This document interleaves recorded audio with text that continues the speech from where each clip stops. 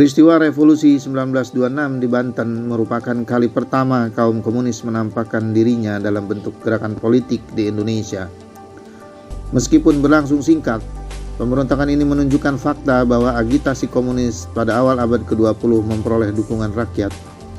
Yang unik dalam peristiwa Revolusi 1926 di Banten, kaum komunis bekerjasama dengan para ulama serta pendukungnya dari kalangan petani pedagang untuk melawan pemerintah kolonial Hindia Belanda. Ulama tampil menjadi aktor sentral dalam pemberontakan ini, sebagaimana perlawanan-perlawanan sepanjang abad ke-19, seperti pemberontakan petani Banten 1888. Para ulama Banten dengan semangat jihad fisabilillah menjadi motor penggerak pemberontakan yang ditujukan bukan hanya kepada pemerintah kolonial, tetapi juga kepada penguasa pribumi yang dianggap sebagai kaki tangan penjajah. Bagi PKI, kekecewaan para ulama kepada pemerintah kolonial dapat dijadikan sebagai alat perjuangan partai. Para agen propaganda membujuk mereka bahwa Islam tidak akan pernah dapat bebas di bawah pemerintah Hindia Belanda. Mereka berjanji jika Islam berada dalam naungan komunisme, agama akan dibebaskan bukan untuk dibatasi, sebagaimana yang diterapkan oleh pemerintah kolonial. Pemberontakan dimulai di Labuan pada lewat tengah malam tanggal 12 November 1926. Sekitar 300 sampai 400 orang bersenjata bergerak melakukan penyerangan terhadap rumah Wedana.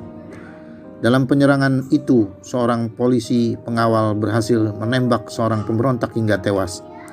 Sementara kelompok lainnya meringkus Benyamin dan berhasil menguasai stasiun kereta api. Benyamin adalah satu-satunya orang Belanda yang berada di kota itu. Ketika berada di tangan pemberontak, Benyamin berusaha lepas dan mengatakan bahwa ia akan masuk Islam. Namun pemberontak memutuskan untuk menghabisi nyawanya. 2 orang polisi juga tewas dan asisten Wedana terluka parah oleh pemberontak. Selain itu, kediaman pensiunan Patih juga tidak luput dari sasaran para pemberontak pada malam itu. Sayangnya, para pemberontak gagal memutus semua kabel telepon di Labuan dan Menes.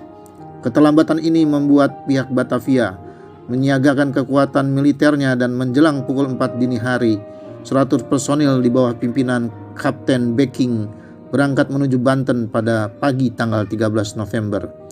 Kelompok pemberontak hanya mempunyai sedikit senjata api dan tidak sepadan bila dibandingkan dengan tentara Becking. Dengan demikian pasukan Becking dengan mudah mengatasinya. Hingga tanggal 8 Desember 1926, 916 orang ditangkap. Itu tidak termasuk dengan ratusan orang yang diinterogasi dan dilepaskan beberapa hari kemudian. Kendati demikian, banyak dari pemberontak yang masih selamat. Mereka berhasil lolos, salah satunya adalah Kiai Mukri.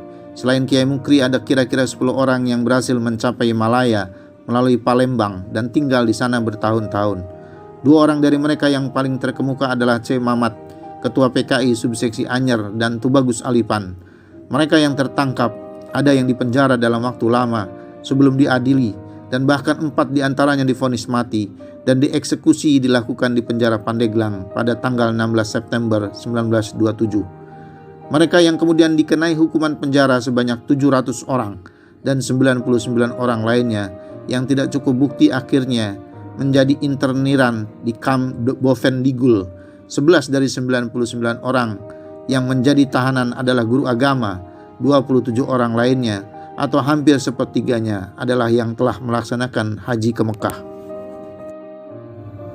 Salah satu di antara mereka adalah seorang ulama terkemuka tokoh sentral gerakan revolusi ini, yaitu Kiai Haji Tubagus Ahmad Khotib.